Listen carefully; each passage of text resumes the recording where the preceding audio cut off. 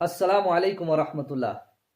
লাইফে সাকসেস হতে গেলে আল্লাহর উপরে ভরসা করুন, কোনো মানুষের উপরে নয়।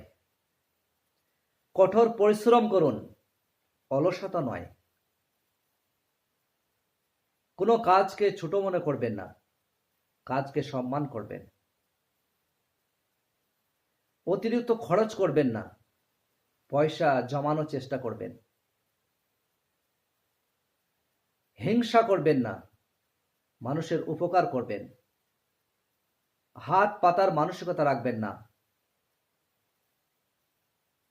জাকাত দেওয়া বা দান করার মানসিকতা রাখবেন।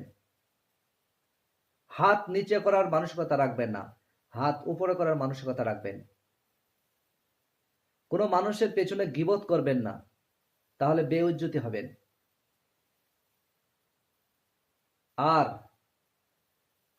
প্রত্যেকটা